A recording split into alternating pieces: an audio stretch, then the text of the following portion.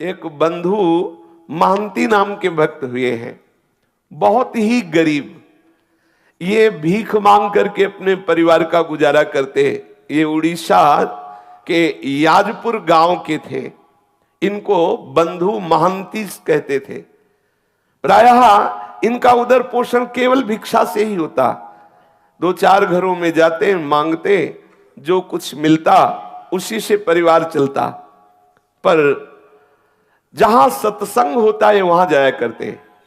सत्संग के प्रभाव से इनके मन में एक बात बैठ गई कि जीवन का उद्देश्य भगवत प्राप्ति करना।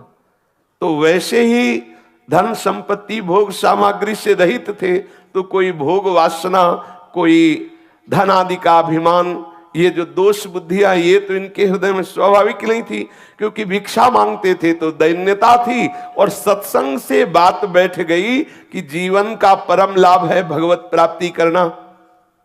तो ये उतना ही मांगते थे जितना उदर पोषण के लिए, परिवार के लिए आवश्यक था। ऐसा नहीं कि भिक्षा मांग रहे तो बहुत सारा मांग लिया और खूब बेच करके उससे भोग सामग्रियां ला रहे, नहीं।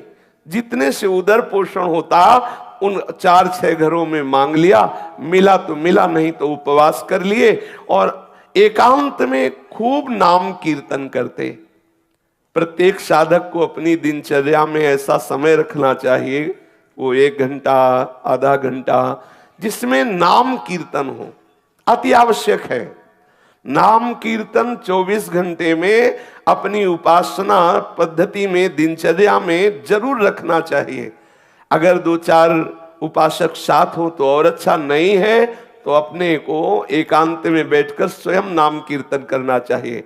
कोई संगीत आता है तो ठीक है, नहीं आता तो अपने पास संगीत है, तालियां बजा बजा करके नाम की, बहुत जल्दी प्रभु प्रसन्न होते हैं नाम कीर्तन से, तालियां बजा। ये बहुत सुंदर सिद्धांत है कीर्तन का। कीर्तन से भगवत कृपा बहुत जल्दी हृदय में स्फुरित होती है, जरूर करना चाहिए कीर्तन।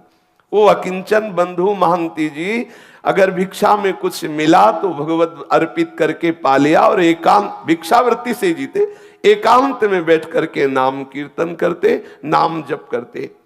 अटल विश्वास होने लगा प्रभु में।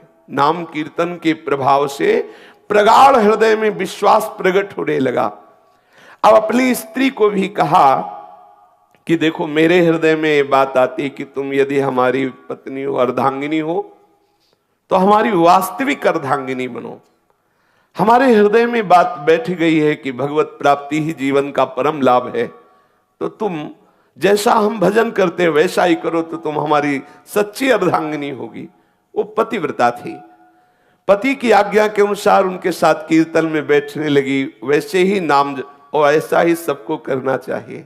अपने परिवार में अपने संबंधियों को भगवान नाम कीर्तन, भगवान नाम जप, भगवत सेवा के लिए प्रेरित करना चाहिए। भले वो हमारी अवहेलना करे, भले वो हमारा उपहास करे, अगर वो हमारी प्रार्थना से 5 मिनट भी भजन करने लगेंगे तो मंगल होने लगेगा। अगर वो 1 माला भी करने लगे तो हम बाजी जीत गए। हमारे परिवार के बच्चे, रिश्तेदार, नातेदार, मित्र, माता पिता, जो भी संबंधी है, अपने संबंध भाव से दुलार करते हुए उनसे प्रार्थना करें। 1 माला ही जप लो, थोड़ी देर 5 मिनट ही कीर्तन कर लो, थोड़ी देर बैठ करके भगवत चर्चा सुन लो, जिससे हमारा मनुष्य जन्म लेना सार्थक हो जाए। वही संबंधी है जो अपने संबंधी को भगवत प्राप्ति के मार्ग में लगाए। ये बंधु महंती ने अपनी पत्नी को प्यार से शिक्षा दी, जीवन का परम लाभ है भगवत प्राप्ति, उसको भी भजन में लगा लिया। अब इनके हृदय में दृढ़ विश्वास हो गया कि मुझे भगवान मिलेंगे। ये है कीर्तन और नाम जप और वैराग्य। पूज्य श्री गुरुदेव भगवान ने एक दिन गिरिराज जी की परिक्रमा में कहा, जब पूज्य श्री पंडित बाबा जी की समाधि आए तब वो परिचय बताया। नए नए आए थे ब्रज में, तो महाराज जी ने परिचय बताया कि ये समाधि पूज्य श्री पंडित बाबा की है, गया प्रसाद जी की। और महाराज जी ने कहा कि बहुत भजनानंदी महात्मा थे, और जानते हो भजन का प्रकाश उसी के जीवन में विशुद्ध उज्जवल होता है जो वैरागी होता है। जितना जितना तुम विषयों से वैराग्य करते जाओगे उतना उतना भजन का आनंद प्रकट होगा और दिव्य अनुभूतियां होने लगेंगी। यदि हम विषय सेवन करते हुए भजन करते हैं, यद्यपि मंगल ही है, पर आपको अनुभव नहीं होगा, भगवदानंद का अनुभव नहीं होगा। हाँ, आपकी चाही हुई कामनाएं आदि आदि वो सब पूर्ण होती रहेंगी, लेकिन चिदानंद रस का अनुभव नहीं होगा। जब तक जगते भयो फिरे वैरागी, वृंदावन रस में अनुरागी, तब तक चिदानंद रस का अनुभव नहीं। गुरुदेव भगवान ने कहा जिसका जितना तीव्र वैराग्य होता है उतना ही उसे भजन का आनंद, भजन की दिव्यता और दिव्य दिव्य विभूतियों का साक्षात्कार उसे होता है। अब उनके तो वैराग्य स्वाभाविक था, भिक्षावृत्ति से जीते बंधु महांती। अब पत्नी भी नाम कीर्तन और भजन, अब इनके हृदय में दृढ़ लालसा हो गई कि मुझे प्रभु मिलेंगे। ये बहुत बड़ी बात है, हृदय में दृढ़ता जाना, निश्चित अब मैं श्री जी के पास जाऊंगा, निश्चित मुझे श्री जी की सेवा मिले, ये निश्चित हो जाना हृदय में, बिल्कुल कोई संशय नहीं। तो पक्का समझो निश्चित प्रियालाल के समीप जाएगा, क्योंकि उसकी जो निश्चितता, जो विश्वास, जो दृढ़ता ही वो उन्हीं की तरफ से आई, उन्होंने स्वीकार कर लिया है। इनके हृदय में विकलता होने लगी, मुझे प्रभु मिलेंगे। अब वो विचार करने लगे कि मुझे ऐसे भगवत भक्तों का कृपा प्रसाद मिले जो प्रभु के अनुराग में डूबे हुए हैं, कैसे प्राप्त हो, कहाँ जाऊं। जब भगवत मिलन की लालसा होती है तो भक्त को एक हृदय में पिपासा जागृत होती है। जहां जहां पिय की बात सुने खोजत तिन गैनन, कहां प्रीतम की बात सुनने को मिलेगी। कोई प्रीतम का प्रेमी मिले जो मेरे प्रीतम के रूप को सुनावे, प्रीतम के गुणों को सुनावे, प्रीतम की आसक्ति की बातें सुनावे, मुझे वो प्रीतम का मार्ग बता दे जिससे मेरे प्रीतम मेरे नेत्र गोचर हो जाए। और वो हृदय में तड़पने लगता है। घर में रज के पात्र है, एक टूटी सी झोपड़ी है और पत्नी, और कई कई दिन भिक्षा में अन्न भी नहीं मिलता, भूखे रह करके समय व्यतीत करना होता है, पर ये बड़े आनंद पूर्वक है। जिससे श्री देवर्षि नारद जी ने कहा कि जरूरी नहीं कि आपके पास धन हो तभी आप दान पुण्य करके भगवत सेवा करके भगवत प्राप्ति कर सकते हैं। देखो हालत है, बिल्कुल धन नहीं है, खाने के लिए भी नहीं है। अब उनके हृदय में ये भी कोई बल नहीं कि कोई उनको सहयोग कर सकता है, कोई उन्हें कर्जा दे सकता है, क्योंकि पता है मूल में कुछ है नहीं। तो जिसको पता होता है कि वो वापस नहीं कर सकता, वो कर्जा भी नहीं देता। उन्होंने अपनी पत्नी से कहा कि भाई मेरा जगत में कोई आत्मीय नहीं है, कोई स्वजन नहीं कि सहयोग करे, कई दिनों से भोजन भी नहीं मिला, पर एक मेरे मित्र है जो बहुत धनी है, अगर तुम साथ दो और अपने मित्र के यहां हम तुम्हें ले चले तो वहां भूखे नहीं रहना पड़ेगा। बहुत धनी है और बहुत कृपालु है और हमारा उनसे परिचय है, वो हमें बहुत प्यार करते हैं, चलोगी हमारे साथ?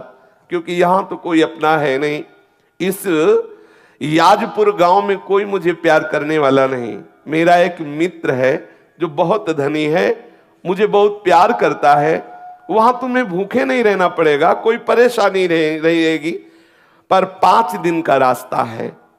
हम लोग यदि धैर्य पूर्वक चले तो हमारे मित्र की कृपा प्राप्त होगी, सारी भूख सदा सदा के लिए मिट जाएगी। और उसका नाम बहुत मीठा है, यदि हमारा नाम है बंधु महांती तो उसका नाम है दीन बंधु।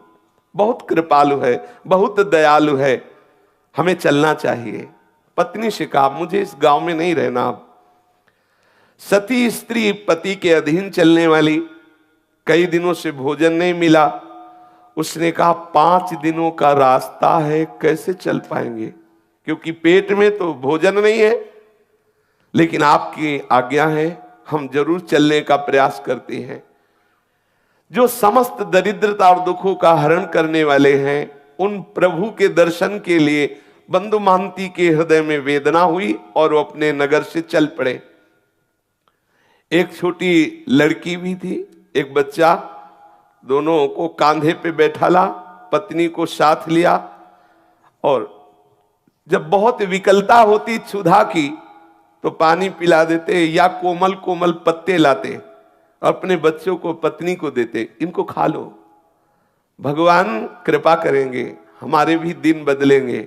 धैर्य पूर्वक हमारे मित्र के पास चलो। देखो, जो भक्त होते हैं उनको हर परिस्थिति में अपने प्रीतम ही याद आते। जैसे सुदामा जी ने अपनी पत्नी से कहा था, है हमारे एक मित्र, द्वारिकाधीश हैं, बहुत बड़े हैं, आप चिंता मत करो। गए तो देवराज इंद्र से भी बढ़कर के संपत्तिवान बना दिया, सुदामापुरी की रचना कर दी। भक्त का जो कुछ भी, जैसी भी परिस्थिति, वो सब प्रभु होते हैं, केवल प्रभु की स्मृति रहती है।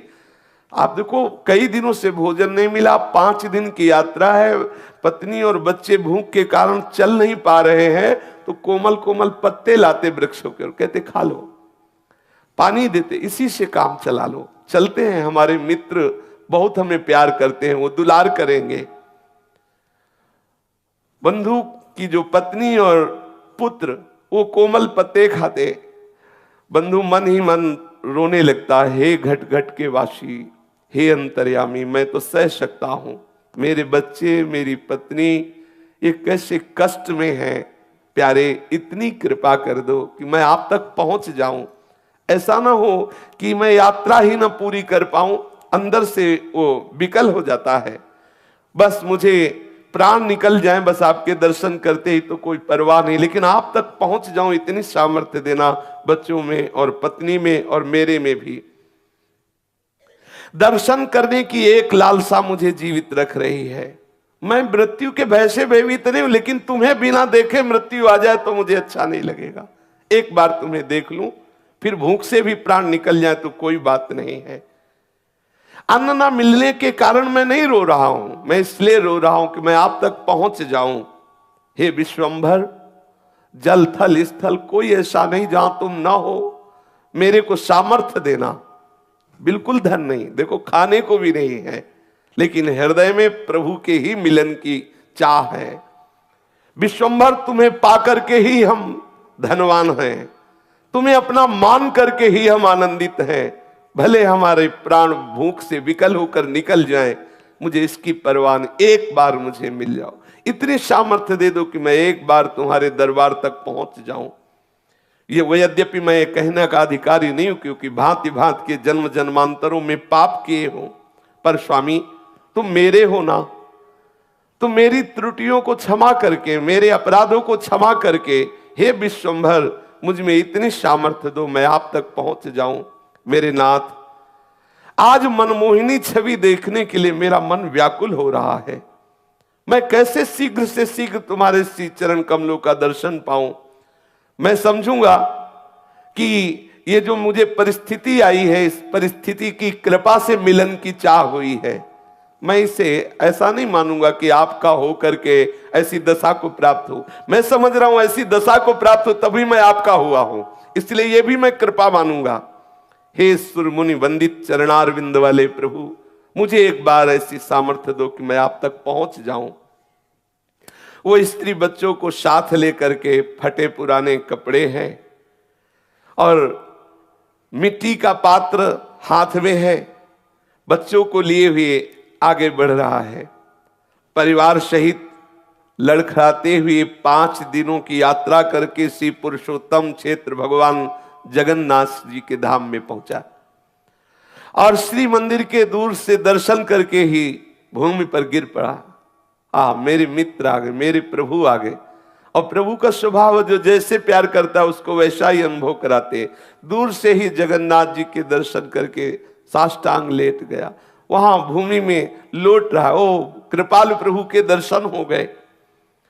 अपनी पत्नी से कहा, देखो देखो ये मेरे यार हैं, जिनके लिए मैं कह रहा था ना कि मेरे मित्र, ये हमारे मित्र हैं, ये हमारे प्रीतम हैं, ये हमारे दीन बंधु स्वामी हैं। अब पत्नी के हृदय में उतना अनुराग तो नहीं है, पर इस बात से सुख मिला कि अब यहां भरपेट भोजन भी मिलेगा, भक्तों का संग भी मिले, और इसको कि मेरे प्रभु ने कृपा की, मुझे सामर्थ्य दी कि यहां तक आ गया। अब मैं अपने यहां प्राण छोड़ूंगा, अब मुझे यहां आनंद मिलेगा, क्योंकि प्रभु के चरणों में प्राण छूटे इससे बढ़कर क्या लाभ। प्रभु का धाम है, सामने प्रभु है, फिर तो प्राण भी छूट जाए कोई परवाह नहीं। अब वो देखते देखते ही थोड़ी देर दर्शन हुए, सिंह द्वार के सामने आकर आनंद आवेश में मगन है। कौन पूछता है उसको? पत्नी पुत्र फटे पुराने कपड़े एक कोने में खड़े ठाकुर जी को देख रहा है। सिंह द्वार पर बड़ी भीड़ है, बच्चे भूख से व्याकुल है, पत्नी भूख से व्याकुल है। वो भगवान के दर्शन करके खड़ा है। थोड़ी देर में देखा पट बंद हो गए, कोई पूछ ही नहीं रहा, कौन पूछे। उसने अपनी पत्नी से कहा धैर्य रखना, मेरे मित्र बहुत लोग आए हुए हैं ना, उनसे मिल रहे हैं। पत्नी से कहा आओ पीछे चलते हैं। मंदिर के दक्षिण की ओर जहां से जगन्नाथ जी के प्रसादी का धोवन, जैसे पात्र आदि धोए गए तो वो फेन आदि निकलता है पीछे से, उस नाले के पास गए, उसे पेज नाला कहते हैं। वहां जाके बैठे और कहा कि देखो चिंता मत करो, स्वामी के घर आ गए हो ना, अब चिंता की बात नहीं है, और बहुत करुणामय है। देखो ऐसा करते हैं ना, बहुत भूख लगी है ना, इसमें जगन्नाथ जी के पात्र धोए जाते हैं, प्रसादी पात्र धोए जाते हैं, ये पानी वहीं से आता है, अपने लोग पीते हैं और आनंद से बैठकर यहाँ कीर्तन करते हैं। कितना धैर्यवान भक्त है। अब वो उसी जो ठाकुर जी की प्रसादी जल वहां से निकलता है पात्रों का प्रक्षालन का, उसी का फेन आदि लेकर ऐसे बच्चों को पवाता है, पत्नी को पवाता है और स्वयं लेता है। बोला देखो कल सुबह जब मंदिर खुलेगा ना, तब प्रभु के दर्शन होंगे, कुछ ना कुछ प्रसाद मिलेगा धैर्य पूर्वक, और वो प्रसादी जल पीता है। देखो हम लोग कितने भाग्यशाली हैं कि प्रभु का प्रसादी जल पीने को मिल रहा है, धैर्य बनाता है और आनंद मगन हो जाता है, पेट भर करके वही जल पीता है। अब कौन उसे देखे? वो पीछे एकदम एकांत नाले के पास बैठा, वो आनंद मगन होकर के प्रभु का चिंतन कर रहा है। पतिव्रता के मन में बात आ रही है कि ठीक है इनके मित्र कैसे हैं वो तो मुझे पूरा परिचय नहीं, लेकिन मुझे मित्र कैसा मिला ये मुझे परिचय है। मुझे कैसा पति मिला, कैसा अनुरागी पति मिला, कैसा धैर्यवान मिला। देखो ये है प्रीता। और उन्होंने कहा कि आप बिल्कुल धैर्यपूर्वक रहिए, मुझे बिल्कुल कोई कष्ट नहीं है, आप जिसमें राजी है मैं उसी में राजी हूं। वो हड़िया से भर भर कर वही जल निकालता है, बच्चों को पिलाया, अपना पिया, खूब पेट भर करके, और कहा तुम सो जाओ, यहीं सो जाओ, सुबह जब पट खुलेंगे ना तब दर्शन करेंगे और तब कुछ न कुछ प्रसाद मिलेगा ही। अब इतना भाव ठाकुर जी देख रहे हैं, एक एक क्षण की बात। गुरुदेव भगवान कहते तुम चिंता मत करो, तुम्हारे एक एक सेकंड की बात ठाकुर देख रहे हैं, एक एक सेकंड का हिसाब अनंत गुना बढ़ा कर देंगे।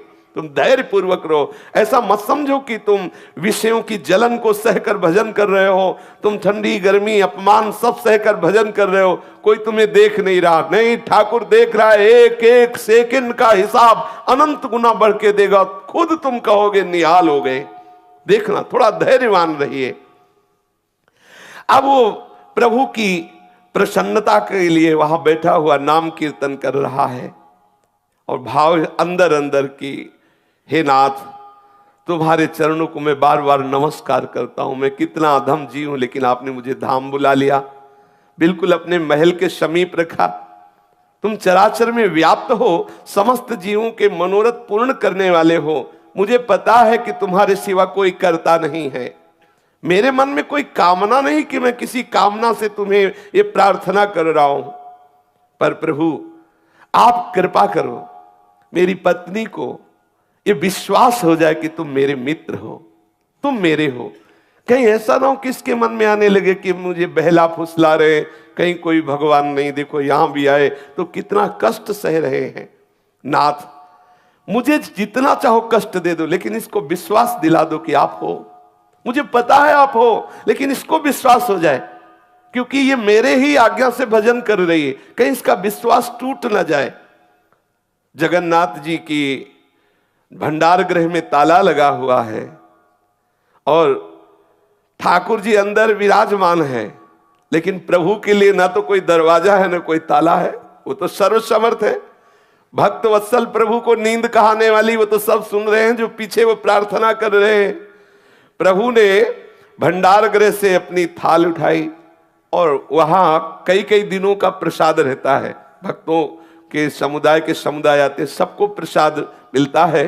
तो वहां कई दिनों का सुंदर सुंदर खूब प्रसाद अपनी थाल में, जो ठाकुर जी का भोग लगता है जिस थाल में, उसी में सजाया। और सजा करके दरवाजों में सब बंद है, ताला लगा है, लेकिन उनके लिए क्या है, प्रभु बाहर आए एक ब्राह्मण का वेश धारण किए हुए और बोले कि याजपुर गांव से वो बंधु महंती नाम का कोई भगत आया है, आवाज दे रहे हैं पीछे। अब वहां रात्रि का समय कौन है, केवल वही तो पति पत्नी और बच्चे सहित है। वो एकदम हड़बड़ा के आंख खोलता है, सोचा कि मुझे कौन पुकारेगा, ये हो सकता है कि मेरे नाम वाला कोई और हो, बंधु महंती। परंतु फिर पुकारा, बंधु महंती देखो प्रभु ने तुम्हारे लिए और साक्षात जगन्नाथ प्रभु है, प्रभु ने तुम्हारे लिए प्रसाद भेजा है। स्त्री को जगा के कहा कि ये मुझे ही पुकार रहे हैं क्या, हमें लगता है कि मुझे ही पुकार रहे हैं। फिर ऊंचे स्वर से आवाज आई, बंधु महंती ये प्रसाद लो, याजपुरिया बंधु जो पेज नाले के समीप विराजमान हैं वो आए और ये प्रसाद ले ले। अब तो इनको पक्का हो गया कि मुझे ही बुलाया जा रहा है। दौड़ पड़े, दौड़ गए और घबराते जा रहे हैं।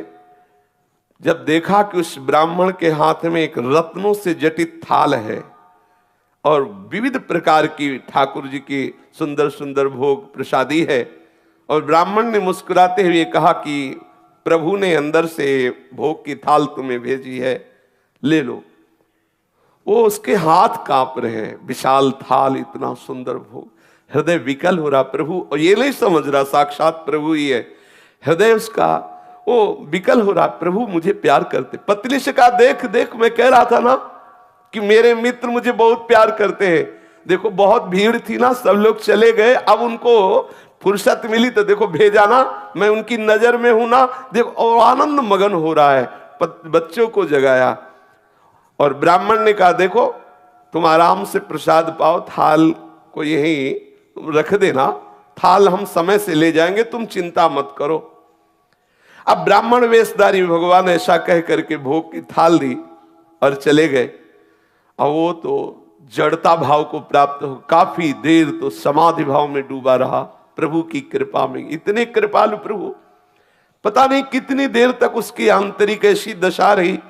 फिर पत्नी ने उसे बार बार स्वस्थ किया, हिला हिला के उससे बार बार स्पर्श करके जगाया, तो फिर स्वस्थ हुआ। फिर सबने बैठकर भरपेट, आज कई दिनों बाद भोजन मिला, कई दिनों बाद ऐसा प्रसाद, और स्वयं ठाकुर जी लाए तो अमृतमय प्रसाद। अब उसने विचार किया कि इस थाल को कहां पहुंचाऊं, क्योंकि ये प्रभु की थाल है। फटे पुराने चिथड़े में लपेट करके उस थाल को रख लिया कि जब सुबह होगा तब देखूंगा, और अपने सिरहाने रख लिया, खूब आराम से सोया। अब अच्छे ऐसे ऐसे मंगल में स्वप्न आ रहे हैं उसको, ठाकुर जी की ताल, ठाकुर जी का प्रसाद, बड़ा आनंद। वहां कोई तमोगुणी निद्रा थोड़ी उसके हृदय में है। अब भगवान का वो रत्न थाल सिर पर रखे हुए ये तो सो रहा है, और उधर ठाकुर जी के जब सेवा के लिए पट खोले गए और भंडार खोला गया तो देखा गया कि भंडार की सब सामग्री अस्त व्यस्त, ताला खुला हुआ, थाल गायब, काफी प्रसाद इधर उधर। उन्होंने विचार किया कि बहुमूल्य रत्नों का थाल कहां चला गया, और ये सब कौन अंदर भंडारे में घुसा। अब ठाकुर जी है, जो मनाया जहां से आया था तो अपने आप दिखाई दे रहा था, और सब इधर उधर फैला भी दिया, ठाकुर जी है। अब आपस में सब सेवक जन इकट्ठे हुए और एक दूसरे से पूछा कि हाँ आप आए थे, आप आए थे। उनका ऐसे क्यों आएंगे, हमारे लोगों की सेवा है तो हम कोई ऐसा थोड़ी कि कुछ चुरा के ले जाएंगे, वो तो अपने लोगों में कोई नहीं, कोई बाहरी ने चुराया। अब वहां सब शोर मच गया, ठाकुर जी के भंडार का ताला टूट गया, कोई चोर थाल चुरा ले गया और प्रसाद भी चुरा ले गया। अब कुछ लोग ढूंढने के लिए निकले तो पेज नाले के समीप देखा तो थाल को कपड़े से, ऐसे फटा कपड़ा था तो दूर से चमक रही थी थाल। अरे लोग आए, बोले देखो देखो ये चोर है, ये माल भी छलाते, पिटाई भी करवाते हैं। बोले देखो ये चोर है, ये स्त्री और बच्चों के सहित पकड़ो पकड़ो। वो तो बढ़िया प्रसाद मिला था, थके थे ही खूब, अच्छे से आनंद से सो रहे थे बच्चे और पत्नी। अब वहां हल्ला मचे तो सब उठे आंख मीचते हुए, गाली दे रहा है, कोई थप्पड़ दे रहा है, अरे चोर कहीं का, जगन्नाथ धाम में आकर के भी तू चोरी करता है, तुझे शर्म नहीं आई। और ऐसे ऐसे स्त्री रोने लगी कि अच्छे तुम्हारे मित्र हैं, हाँ कह रहे थे बड़े कृपालु है, बड़े रात्रि में तो माल छलाते हो, सुबह पिटाई करवाते हैं, कैसे तुम्हारे मित्र हैं। अब वो जैसे ही थप्पड़ पड़ता है, जय जगन्नाथ, जय गोविंद, जय गोविंद, ये ठाकुर जी ये भी देखते हैं ना, माधवदास बाबा की भी पिटाई करवाई, ये ऐसे तैयार रहे ना। अगर फूल माला पढ़ के जय हो तो कभी ऐसा भी अवसर आ सकता है कि पिटाई का भी स्वाद, तो तैयार रहे ना। ठाकुर जी के पार्षदों को ये दोनों चीजें इसीलिए मिलती हैं कि उन दोनों से परे स्थिति को प्रदान करते हैं, देखते हैं अब क्या है, अब कितनी स्थिति है, कितना धैर्य है, कैसे विचार हैं। ऐसा कभी संयोग मिले तो प्रभु कृपा प्रसाद मानकर सह जाना, आप देखना आपकी हृदय की भूमिका कैसी बढ़ती है, आप कैसी भक्ति की उत्तम भूमिका में पहुंचते हैं। कभी ऐसा मत सोचना कि ठाकुर जी ऐसा क्यों कर रहे हैं, सच्ची मानिए। अब उसको तो जब पीटा जा रहा है तो बड़े आनंद प्रेम सागर में मगन होकर के बोल जय जगन्नाथ, जय गोविंद, जय गोविंद। मानो गीता जी का सूत्र उसके जीवन में प्रकाशित हो रहा है, यस्मिन स्थितो न दुखेन गुरुणापि विचाल्यते। कैसी भी भयंकर दुख की स्थिति हो, भक्त कभी विचलित नहीं होता। कोतवाल ने पूछा कैसे तुम्हें थाल मिली, तो उसने कहा विचार कीजिए, मुझे तो पता भी नहीं कि थाल कहां रहती है, मुझे पता भी नहीं कि भोग कहां रहता है। मैं तो याजपुर गांव का हूं, वहां से यहां दर्शन करने आया था। कोई रात्रि में एक ब्राह्मण आया था, उसने मुझे थाल दिया, प्रसाद दिया। वो पुजारी ब्राह्मणों को दिखाते, इनमें से कोई ना, इनमें से कोई नहीं था वो। और अरे बोले तुम झूठ बोलते हो। तब वहां जो बड़े बड़े अधिकारी जन भी, उनका बात तो उसकी समझो, वो कैसे घुस जाएगा। अगर वो घुसा होता वहां जहां भंडार है तो प्रधान गेट का भी ताला तोड़ा गया होता। प्रधान गेट में तो वैसे ही ताला लगा हुआ है। तो ये थाल और ये प्रसाद, अब जो बाहरी लोग आते हैं, अरे देखो, अरे तो बहुत ऐसे, वो अंदर अंदर प्रसन्न होता कि वारे प्रभु, वारे लीलाधारी, तुम्हारी बड़ी विचित्र लीला है। बंधु ने जब देखा कि बहुत बात बिगड़ रही, पत्नी बहुत क्लेशित हुई, तब कहा देखो प्रभु, मैं वैसे तो अपराधी हूं, वैसे तो मुझे दंड मिलना ही चाहिए क्योंकि बहुत जन्मों से अपराध किए, पर नाथ आप ये देख लो कि आपकी कृपा पर कहीं मेरी पत्नी को अविश्वास ना हो जाए। ऐसी कोई परिस्थिति न डाल देना जिससे उसको अविश्वास हो जाए। कृपा सिंधु आपको जो चाहे सो करो, मुझे पता है आपकी हर एक चाल पता है।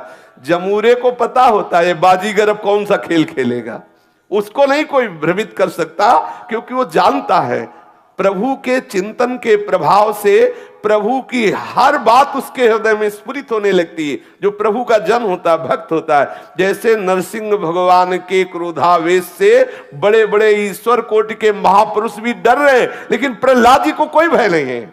वो तो दौड़ते हुए प्रभु की गोद, क्यों जान रहे मेरे प्रीतम प्रभु है। अब श्री जगन्नाथ जी महाराज नवीन लीला की, जो प्रताप रुद्र राजा थे जगन्नाथपुरी के, वो महल में सोए हुए थे। जगन्नाथ प्रभु गए और कर्कश स्वर में कहा कि प्रताप रुद्र भी ये बहुत बड़े भक्त हुए हैं, महाप्रभु चैतन्य देव की कृपा प्राप्त हुई है। बोले कि तुम यहां चैन से सो रहे हो, मेरे भक्त को दुख दिया जा रहा है और तुम यहां शयन कर रहे हो। तेरे कर्मचारी उस भक्त की पूजा ना करके उसको गालियां दे रहे हैं और उसको पिटाई करने की सोच रहे हैं, उसको थप्पड़ भी मारे। जानते हो मैंने स्वयं थाल दिया है, मैंने स्वयं प्रसाद दिया है और वो मेरा बहुत प्रेमी है, मेरा परम भक्त है। देखो जल्दी से जल्दी जाओ और क्षमा मांगो जा करके, क्योंकि तुम राजा हो, तुम्हारे राज्य में यदि ऐसे भक्त का अपमान होता है तो तुम्हें हम दंड देंगे। क्योंकि अब बड़े लीला बिहारी, एक तरफ तो पिटवाई करा रहे हैं और एक तरफ राजा से चरण पूजवाए, यही इनकी लीला है। यही बड़ी विचित्र लीला, कैसे वो कहां परिचय बना के कौन सी लीला करते हैं ये किसी की समझ में आने वाली नहीं। तू भला चाहता है तो तत्काल जा और सम्मान पूर्वक प्रणाम करके, आज से हमारे मंदिर का हिसाब किताब का पूरा अधिकारी वही होगा। ठाकुर जी ने आदेश कर दिया, आज से नीलाचल नारायण का आदेश है। जगन्नाथ जी ने कहा मेरा आदेश है कि मेरे संपूर्ण मंदिर का हिसाब किताब उसके हाथ, उसी के दस्तखत से सब सारी बात होगी। इतना कहकर प्रभु अंतर्ध्यान में, राजा तो हड़बड़ा करके उठा, तत्काल पोशाक धारण की, घोड़ा मंगवाया और वहां पहुंचा और जाकर सबसे स्वप्न की बात कही और हाथ जोड़ करके प्रणाम किया साष्टांग बंधु महांती को। ध्यान से सुनिए, राजा ने साष्टांग प्रणाम किया और हृदय से लगाकर कहा जो कुछ भी आपके साथ हुआ हो हमें क्षमा कीजिए। और सबको आदेश किया कि जगन्नाथ जी का सीधा आदेश है कि आज से मंदिर का पूर्ण अधिकारी यही होगा, इसी के दस्तखत से सब होगा। अब वो तो हाथ जोड़े खड़े हैं, फटे पुराने कपड़े हैं, कैसा हृदय इनका दैन्य भाव से युक्त हो, कैसा पद दिया। राजा ने विनय की और कहा कि जो हमें प्रभु ने आदेश किया है उसे आप स्वीकार करें। आज भी बंधु महांती के कुल परंपरा से वही सेवा करते चले आ रहे हैं। जगन्नाथपुरी का हिसाब किताब उन्हीं के दस्तखत से होता है, उसी बंधु महांती के जो लड़के बच्चे परिवार कुल परंपरा के आज भी वही है। तो जरूरी नहीं कि आपके पास धन हो तभी प्रभु प्रसन्न हो, या आप उत्तम जाति के हो तो प्रभु प्रसन्न हो, या आप धनवान रूपवान कुलवान गुणवान, इनका कोई महत्व नहीं। प्रभु से प्यार हो, बस केवल अपनापन से प्रभु जी जीते हैं।